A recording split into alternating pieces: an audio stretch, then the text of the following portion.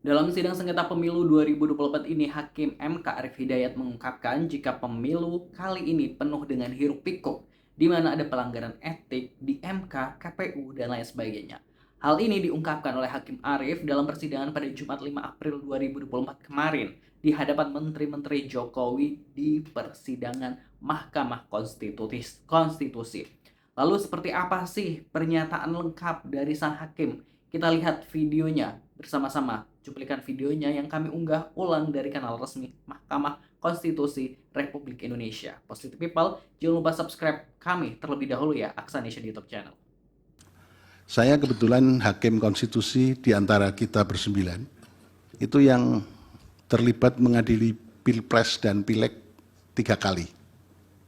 Jadi saya mempunyai pemahaman yang agak komprehensif, mendalam.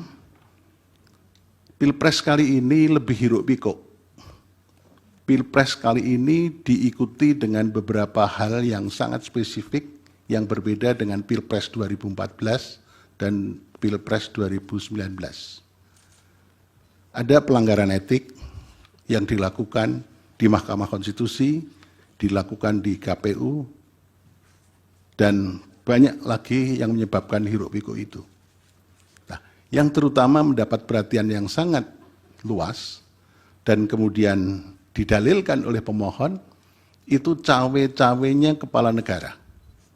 Nah, cawe-cawenya kepala negara ini, Mahkamah sebetulnya juga kita memanggil kepala negara, Presiden Republik Indonesia. Kelihatannya kan kurang elok. Karena presiden sekaligus kepala negara dan kepala pemerintahan. Kalau hanya sekedar kepala pemerintahan akan kita hadirkan di persidangan ini. Tapi karena presiden sebagai kepala negara, simbol negara yang harus kita junjung tinggi oleh semua stakeholder, maka kita memanggil para pembantunya. Dan pembantunya ini yang berkaitan dengan dalil pemohon.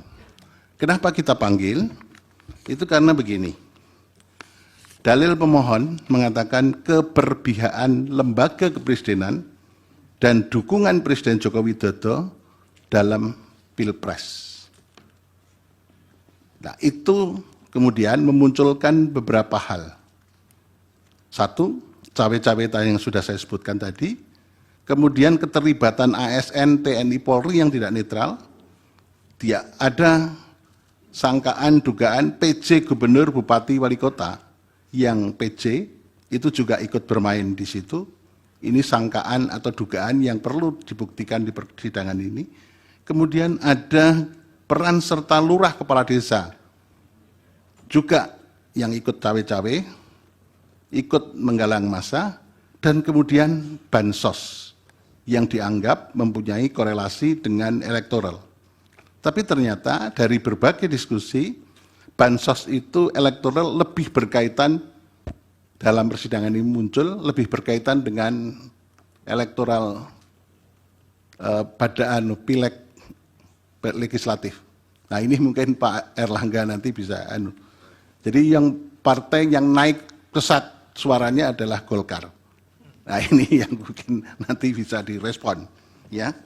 Dari situ kita begini. Yang pertama perlu saya sampaikan,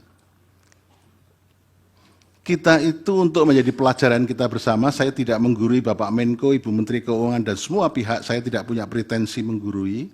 Saya akan mengatakan begini, teori yang saya kembangkan, negara Indonesia itu adalah negara yang religious welfare state. Sementara orang Indonesia baru mengatakan Indonesia negara welfare state. Tapi kalau saya mengatakan Indonesia adalah negara religious welfare state.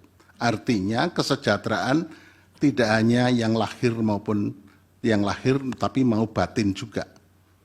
Tapi sementara dalam teori yang berkembang hanya disebut welfare state. Tapi kalau saya mengatakan karena ideologi Pancasila, sila pertama, maka Indonesia adalah negara religious welfare state.